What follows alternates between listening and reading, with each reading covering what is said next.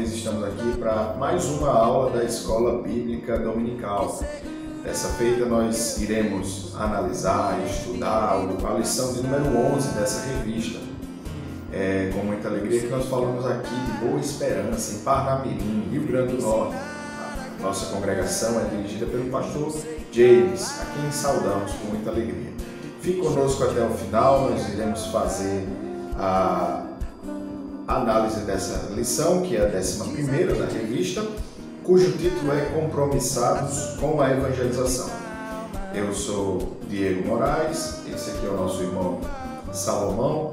O nosso texto áureo de hoje se encontra lá em Romanos, no capítulo 1 e no versículo 16, que diz: Porque não me envergonho do Evangelho de Cristo, pois é o poder de Deus para a salvação de todo aquele que crê, primeiro do judeu e também do grego.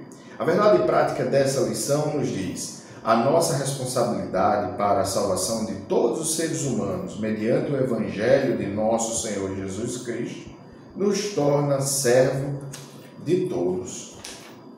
A leitura bíblica em classe, que você, professor, que você, aluno, farão, se encontra em Marcos, no capítulo 16, dos versos 14 ao 20.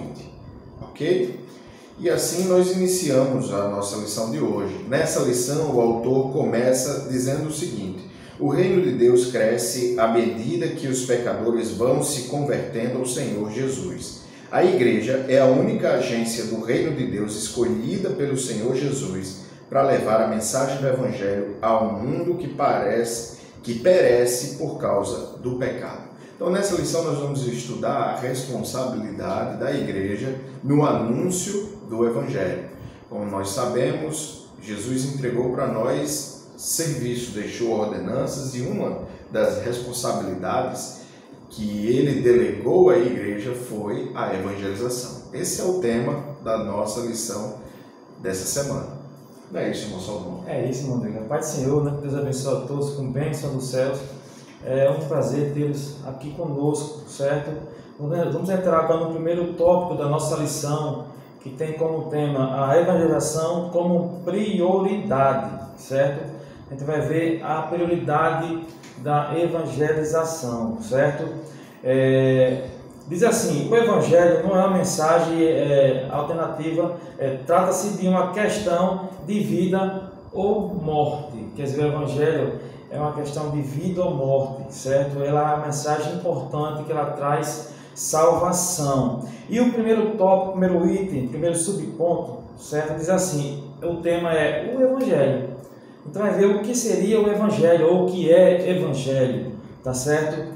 É um tema muito maravilhoso, certo? O Evangelho vem do grego Evangelion, que significa boas novas, proclamação, boas notícias, podemos dizer assim, certo? O Evangelho é, acima de tudo, anunciar a Jesus. Acima de tudo, o Evangelho é isso, é anunciar a Jesus. Você não vê que o Evangelho, ele coloca Cristo no centro. Acima de tudo, anunciar Jesus, a sua morte, ressurreição e a vida eterna, que ele vem buscar a sua igreja. Então, isso é o Evangelho, certo? A redenção pelo seu sangue, quer dizer, a redenção pelo sangue de Cristo, pela sua volta. Então, o Evangelho, acima de tudo, é anunciar, é olhar para a cruz, olhar para a cruz, não o símbolo puramente dito da cruz, não, mas é a mensagem da cruz, certo? Que aponta Cristo no centro, como Cristo, que é a salvação da humanidade perdida, irmão Diego, da humanidade que caminha a passos largos para o inferno. Então, no Evangelho encontramos um grande princípio, que é o amor de Deus. Está lá em João capítulo 3, versículo 16, porque Deus amou o mundo de uma tal maneira, e o texto mostra muito bem sobre isso, certo? Porque Deus amou o mundo de uma tal maneira que deu o seu Filho unigênito, para que todo aquele que nele crê, olha a condição, não pereça, mas tenha a vida eterna. Isso é o Evangelho, certo? É o meio que Deus usa para a salvação de toda a humanidade. Então, o amor de Deus, ele é derramado através de Cristo Jesus, para salvar. Isso é evangelho. Aleluia. Certo? E olha só. E a condição é de todo aquele que crê. Podemos ver isso, encontrar em Romanos 16, capítulo 1, versículo 16. Porque não me envergonho do evangelho de Cristo, pois é poder de Deus para a salvação de todo aquele que crê. Primeiro dos judeus e também do grego, certo? Então esse é o evangelho, todo aquele que crê, certo? Esse evangelho tem Cristo como centro. Então é cristocêntrico, é no meio. Cristo está como a base de tudo. Então não existe outro salvador, outro meio da humanidade ser salva, senão, irmão Diego, através de Cristo Jesus. Isso é evangelho. É verdade, isso mesmo, irmão Salomão. E no segundo tópico da revista, dessa lição, o autor vai nos trazer essa verdade, o único Salvador do mundo. Amém. É interessante nós observarmos que é tão importante essa missão da igreja, porque só há um caminho, né? Jesus deixou isso claro quando disse que era o caminho. E não um caminho, ele é o, então é o único caminho. Por isso que é grave a nossa responsabilidade de anunciar o evangelho puro, simples, verdadeiro, em que Cristo, como disse o nosso irmão Salomão, está no centro. Uma vez eu vi um pregador comentando que ao anunciar para um pecador o evangelho de Jesus Cristo, ele diz: e não me custa nada essa salvação. O pregador disse: de maneira nenhuma. Custou o sangue precioso do Filho de Deus. É verdade. Não podemos dizer que não custa nada. Custou muito caro. Muito caro. O sangue precioso do Salvador da humanidade, o Cordeiro de Deus que tira o pecado do mundo. Então, como nosso irmão Salomão falou, o Evangelho é o anúncio dessa boa nova, que apesar de alcançarmos pela graça e de graça, nos custa o preço das nossas vidas também. Porque o verdadeiro Evangelho pressupõe, queridos, que nós nos neguemos a nós mesmos, tomemos uma cruz e sigamos a Cristo. Então, o único Salvador do mundo. Então, como nós já dissemos, só há salvação em Cristo Jesus. Só há salvação no Cordeiro de Deus. Então, essa é a mensagem central do Evangelho. E esse Evangelho tem Cristo no centro, não é, irmão Salomão? É verdade, irmão Diego. Você vê, nós estamos vendo agora o nosso irmão Diego, o único Salvador do mundo. E na sequência, o terceiro subtópico, ele nos fala muito bem, uma agência legítima, certo? E aponta o quê? Que o Senhor Jesus constituiu a igreja como a única, certo? Não existe outra agência a anunciar, a não ser a igreja, a única agência a anunciar o reino de Deus, certo? Então, ela constituiu a igreja, ela constituiu eu, você, para que possamos anunciar essa boas novas de salvação, de libertação, certo?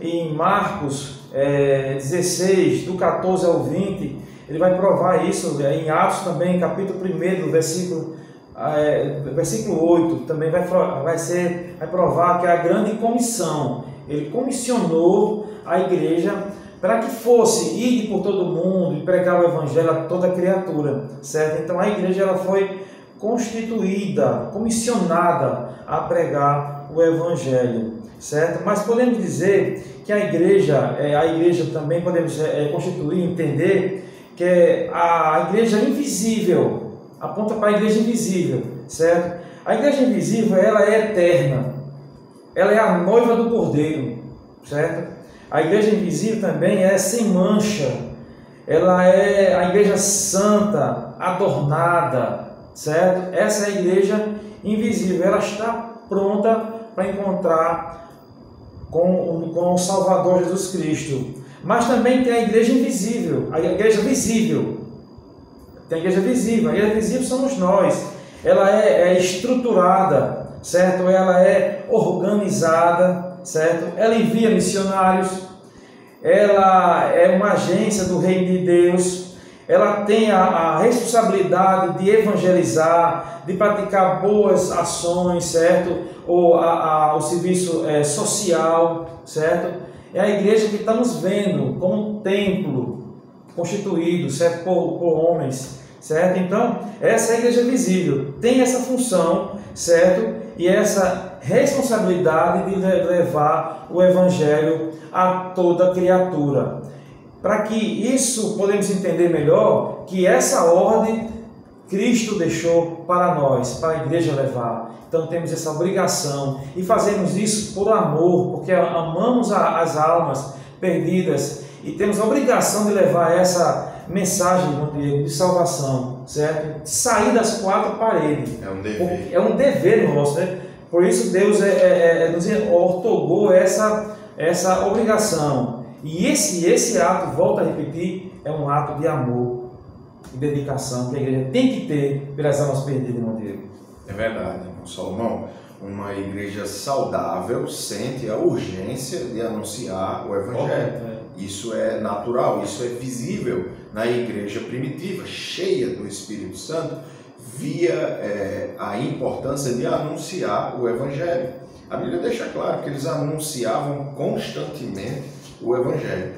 E é interessante nós vermos que o Espírito Santo de Deus cooperava com eles. A palavra usada lá é cooperava, ou seja, operava lado a lado com a igreja.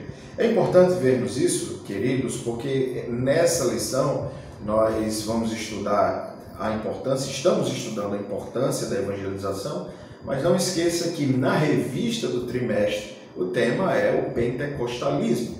Isso é importante relembrar porque uma igreja saudável, cheia do Espírito Santo, vai sentir a urgência de anunciar o Evangelho, o verdadeiro Evangelho que está revelado nas Escrituras. No segundo tópico da nossa lição de hoje, o autor diz o seguinte, no seu título: Jesus morreu para salvar todos os seres humanos. No primeiro ponto desse segundo tópico, ele vai ressaltar a nossa teologia, a teologia da Assembleia de Deus. Ele cita um fato muito interessante. A Assembleia de Deus publica as revistas da Escola Dominical desde 1930.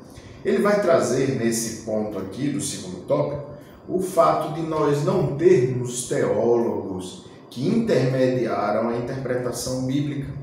A Assembleia de Deus e a CPAD ditam muitos livros, irmão Salomão, mas a nossa autoridade única, isso é revelado aqui pelo comentarista, ele relembra isso, é a Escritura, são as Escrituras sagradas.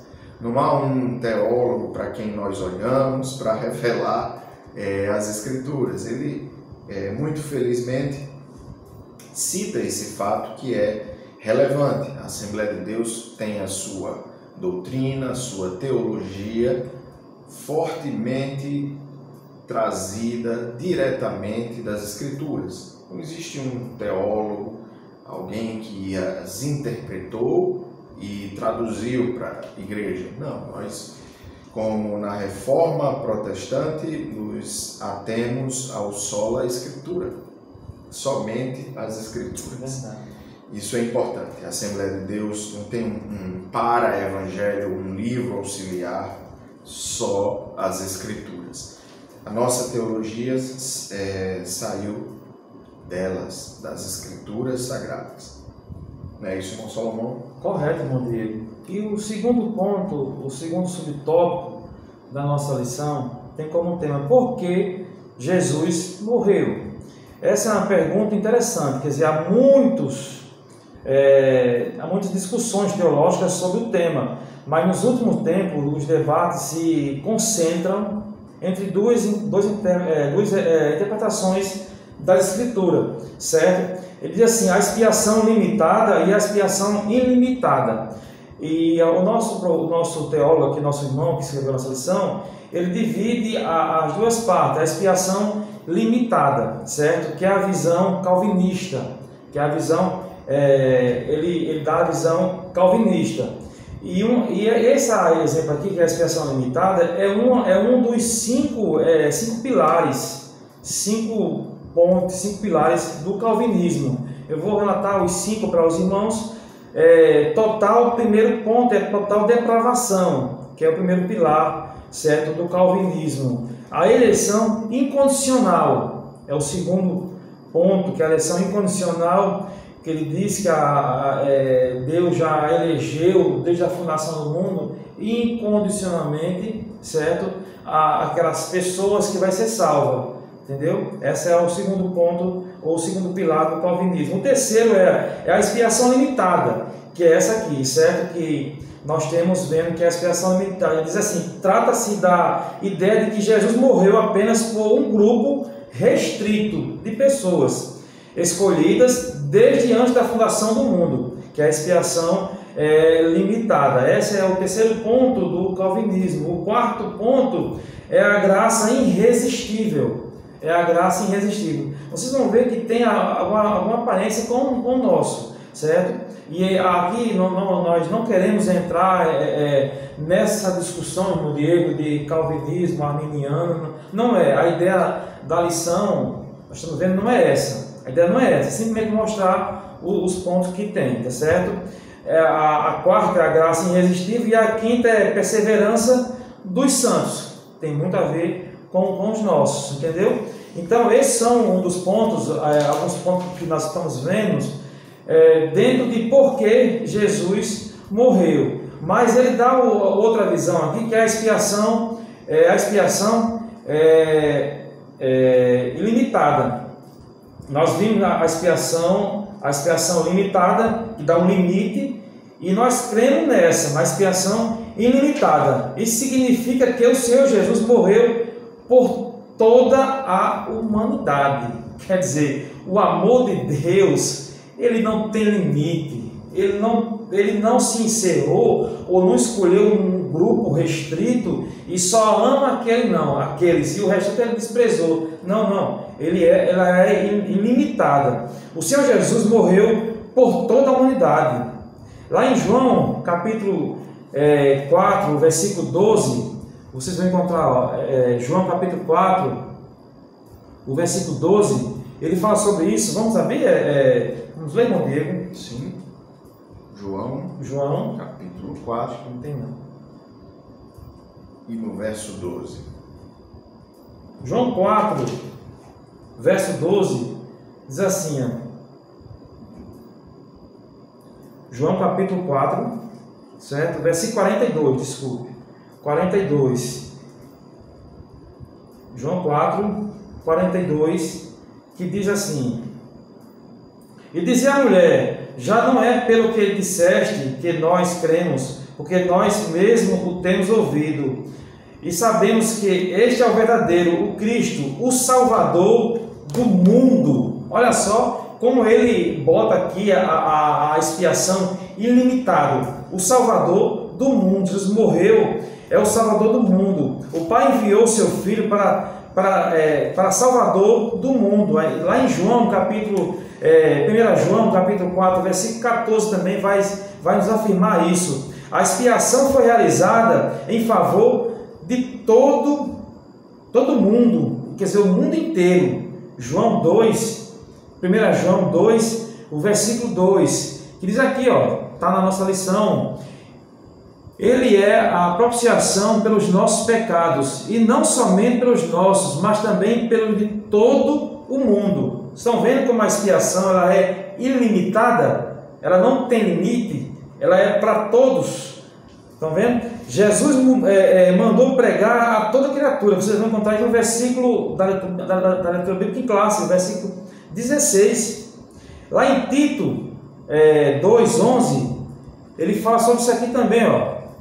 Tito 2,11 diz assim: trazendo salvação a todos os homens, porque a graça de Deus se há manifestado, trazendo salvação a todos os homens. Estão vendo como a expiação ela é ilimitada? A todos os homens. Salvação a todos. Então, quando Cristo morreu na cruz, ele abriu, o véu do tempo foi rasgado, ele abriu a salvação a todos. Mas a condição é crer no Senhor Jesus como o único e suficiente Salvador. Quando nosso irmão Diego falou, só há um caminho, só há um. Ele diz, eu sou o caminho, a verdade e a vida. Ninguém vem ao Pai a não ser por Jesus, a não ser por Ele. Então, irmão Diego, a expiação porque Jesus morreu, a resposta é simples, para nos salvar, nos trazer a salvação e para que possamos alcançar a vida eterna.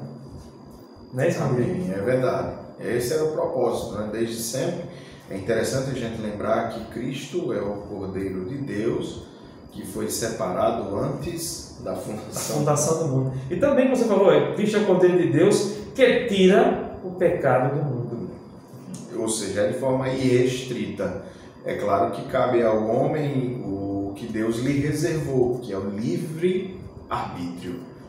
Retirar isso da equação, irmãos, compromete a verdade expressa na palavra de Deus. Retirar o livre-arbítrio da equação da salvação do homem, que é muito complexa, é difícil realmente explicar todas as facetas e compreender, né, irmão Salomão? Verdade, isso é verdade. Correto. O processo de salvação não é simples, mas algo tem que estar presente na equação, que é o livre-arbítrio.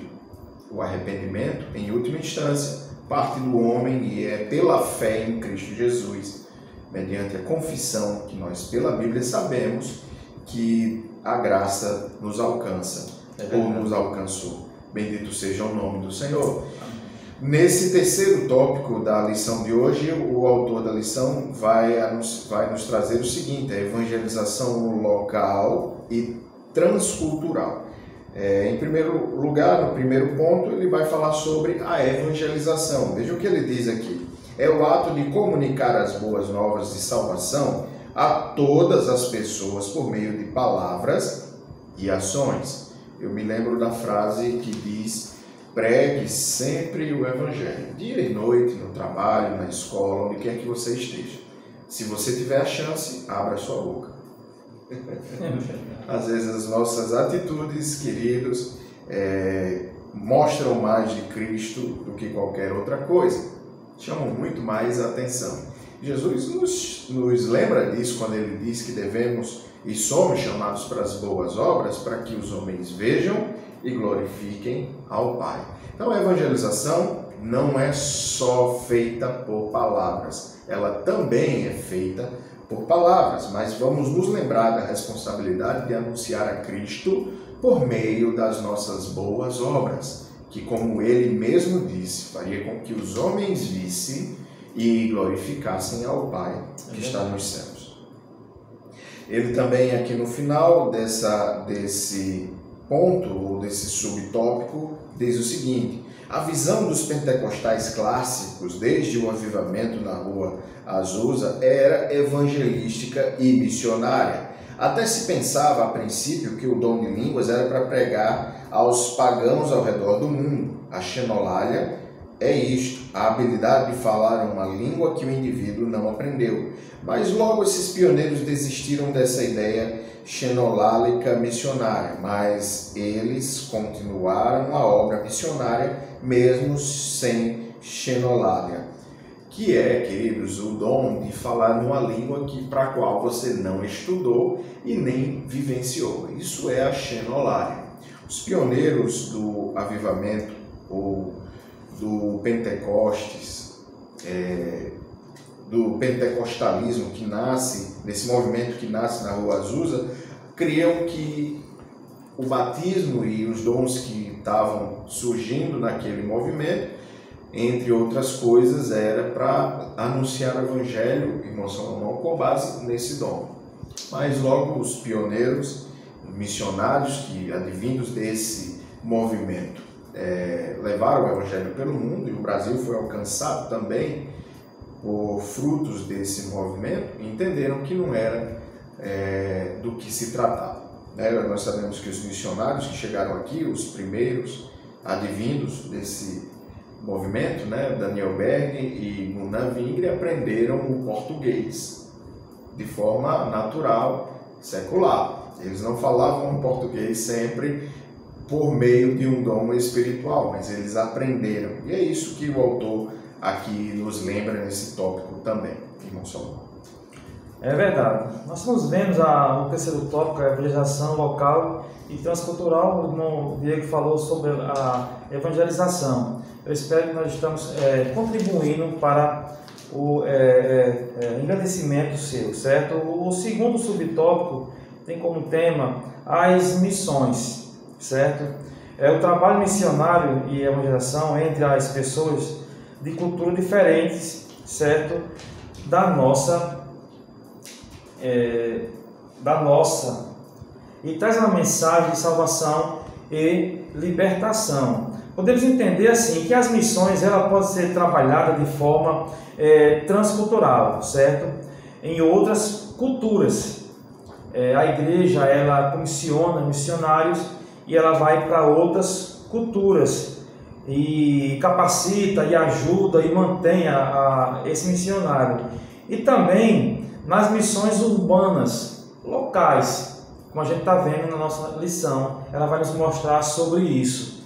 E esse trabalho ele é feito pela igreja, como a gente já viu nas lições passadas, que a gente já comentou sobre isso. Então, as urbanas, a igreja sai das quatro paredes e as pessoas vão pregar o evangelho nas ruas, nas vizinhanças, certo? E sai de casa mesmo, das quatro paredes, para que esse evangelho seja pregado. Vocês vão ver que Paulo, ele saiu para pregar o evangelho. Paulo pregou em diversas culturas. Você vai encontrar isso lá em Atos 17, do versículo 22 ao 31, certo? O cristianismo não tem o objetivo de patronizar o mundo e nem destruir as culturas. A sua mensagem, porém, Então o cristianismo não tem essa ideia, esse objetivo de padronizar o mundo, não deixar tudo... Não, de maneira nenhuma. O objetivo do cristianismo é pregar o evangelho que traz libertação, é Cristo sendo pregado, certo? Então as missões ela tem que ser pautada nesse projeto, que é pregar o evangelho transcultural e urbana, certo? Temos que partir de casa, essa ideia tem que ser partir de casa, certo? Paulo disse que sendo livre se fez de servo, quer dizer, Paulo ele realizou essa obra, ele se fez de servo, se fez de escravo, ele se fez o objetivo foi pregar, irmão Diego, unicamente o evangelho. O apóstolo Paulo disse que sendo livre se fez servo de todos, judeu para os judeus, sem lei para os sem lei. Olha só o que Paulo fez. O que importa é que o evangelho seja pregado. Esse é o objetivo das missões que a gente está vendo na lição, irmão Diego. Pois é, irmão Salomão, Paulo é um exemplo... É um exemplo clássico disso, né?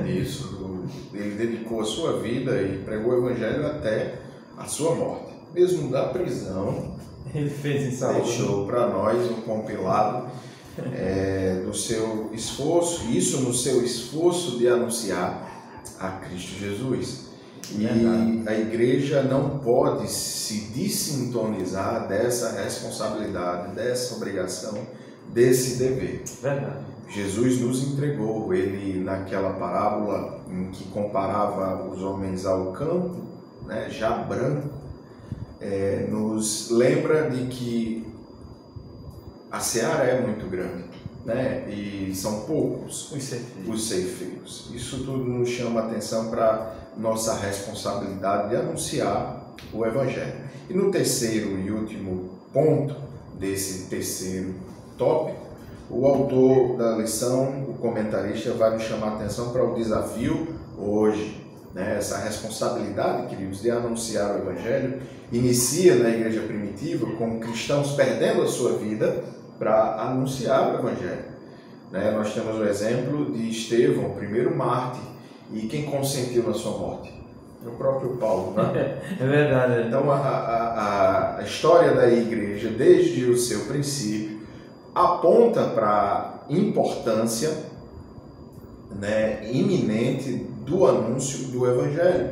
Isso custou muitas vidas no início da história da igreja. Isso tem custado muitas vidas no decorrer da história da igreja, irmão Salomão, mas a igreja nunca parou de anunciar o Evangelho e a nossa geração não pode fazer diferente, relegar a segundo plano a responsabilidade de anunciar o Evangelho. Então o desafio é para hoje, é para a nossa geração, é para nós. Esse chamado não se esgota até que volte o Filho do Homem. Veja aqui o que está escrito quando Jesus assevera isso. Em Mateus 13, 38, o campo é o mundo. Assim como o irmão Salomão falou há pouco, nós cremos que a salvação, a graça se estende a todos os homens, sem exceção, irmão Salomão. Sem exceção. Não é assim? E ela precisa ser anunciada, levada, o evangelho pregado a todo o mundo, como disse Jesus, sem exceção. É interessante que ele faz aquela escalada, né? Jerusalém, a Judéia, a Samaria e até os confins da terra. Não há, então, fronteiras, queridos, né? E glória a Deus que nos alcançou, sendo nós gentios, explodiu as fronteiras de Jerusalém, explodiu as fronteiras da Judéia e de Samaria, e nós, nos confins da terra, hoje gozamos da alegria de ter sido alcançados pelo Evangelho. Então, o que de graça nós recebemos, de graça também devemos anunciar, passar adiante. Então, ele conclui essa lição, esse terceiro tópico, que é o último de hoje, nos lembrando dessa responsabilidade. Veja o que Jesus fala em Mateus 10, 23. Porque em verdade vos digo que não acabareis de percorrer as cidades de Israel sem que venha o Filho do Homem. É preciso entender esse versículo colocando em perspectiva a seguinte realidade. Jesus aqui está dizendo que o anúncio do Evangelho numa cidade, em outra, e em dezenas delas, não iria parar até que ele voltasse. Isso nos dá a noção de continuidade, irmão Salomão, né? Não é porque Natal foi alcançada pelo Evangelho que a Bahia foi alcançada lá em Salvador, Rio de Janeiro, na capital, São Paulo, que nesses lugares não precisa mais anunciar o Evangelho. Não, todas as cidades seriam percorridas de forma contínua até que voltasse o Filho do Homem. Nós cremos assim, essa responsabilidade é para hoje. E assim o autor da lição conclui essa lição. Amém. Nós esperamos que estamos contribuindo para o seu aprendizagem, certo? Vamos concluir a nossa lição. A conclusão diz assim: a Bíblia afirma que não existe salvação sem Jesus. O que a gente já comentou nessa lição é que não existe, e a Bíblia afirma categoricamente que não existe salvação senão por Cristo Jesus. Ele mesmo declarou: eu sou o caminho, a verdade e a vida. Ninguém vem ao Pai senão por mim. E essas boas novas são o poder de Deus para a salvação e libertação disponível a todos os povos. Não é uma expiação limitada, não, a um grupo específico, não. Ela é ilimitada, porque o amor de Deus não tem limite. O amor de Deus, ele é ilimitado, ele não tem como o homem esquadrinhar e medir o amor de Deus. Ele é para todos, mas há uma necessidade de alguém para levar essa mensagem de vida. Já faz quase 2000 anos que os cristãos vêm pregando essa mensagem, e ela continua sendo cada dia uma mensagem nova, a mensagem de boas novas de salvação. A igreja, nós saímos e pregamos o Evangelho para toda criatura. A Bíblia diz: quem crê e for batizado será salvo, quem não crê já está condenado.